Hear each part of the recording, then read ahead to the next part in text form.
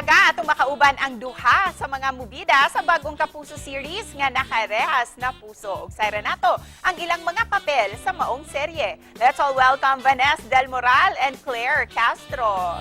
Maayong buntag, maupay nga aga, mga gwapa, Vanessa and Claire. Maayong buntag, Cecil! Tsaka sa lahat ng mga nanonood ngayon, hello, hello! Go, Claire! Hello, mga gwapa. Sa inyo lahat, hello! Hello, Vanessa. Hello, Claire. Thank you for that much-needed energy this morning. Kaya naman para mas gumanda pa ang ating umaga, let's play the Complete the Phrase for Me game. So, sa halip na kayo yung kukumpleto sa phrase, you will be guessing each other's morning. Ayan. So, let's start. Ang unang hinahanap ni Claire paggising sa umaga ay blank. Cellphone. Ang papagising ni Vanessa sa umaga ay blank. Mabigat na eksena.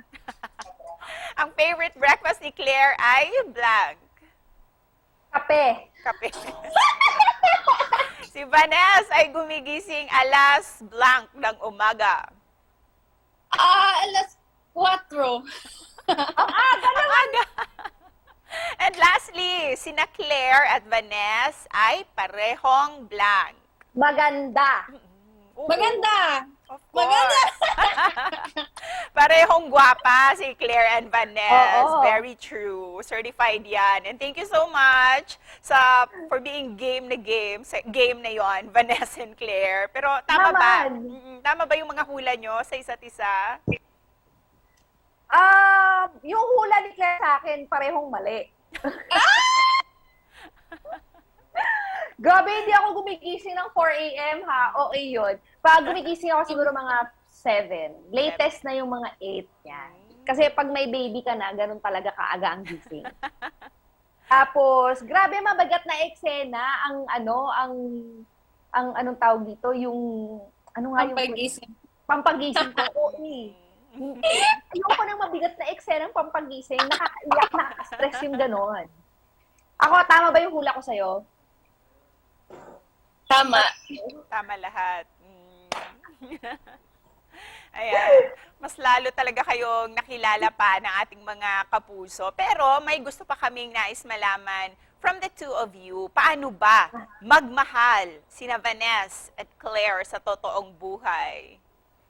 Ako po, ipaglalaban ko po ang isang relasyon hanggat sa makakaya ko. Pero pag alam ko pong makakabuti po sa aming dalawa na sumuko, susuko na po ako. Okay. Para sa akin naman, paano ako magmahal? Magmamahal ako hanggat, ng todo-todo, hanggat kaya. Lalo na para sa pamilya ko. Ibig sabihin, kayong dalawa all out, basta love. And of course, Oo naman. kayong dalawa din ay naging bida na sa mga magkaibang GMA Afternoon Prime Drama Series. And we learned na bibida na naman kayo sa bagong project, itong Nakarehas na Puso. Can you share some background to us, Vanessa? Okay, yes. So, bale, napanood na nila yung mga ibang naunang eksena natin dito sa Nakarehas na Puso. So, yung mga young Leia and Olive pa lang yung napapanood nila. Pero sa mga darating na mga linggo, makikilala ninyo na magta-transition na papunta sa mga adult na Olive and Leia and Miro. And kang Claire naman, without giving too much away about the story, saan ba iikot ang kwento nito? Well, magsisimula po ito sa, as you can see naman po, sa isa pong mother behind bars. Ang magiging main challenge naman po niya is to reconcile her family despite the odds being against her. At unang linggo pa lang ng Nakarehas na Puso, pero dama na namin ang init ng kwento na ito. Kaya naman, imbitahan nyo na mga kapuso natin na patuloy na panoorin ito every afternoon.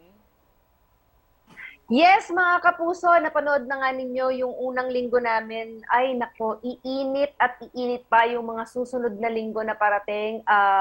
Mas titindi ang mga eksena.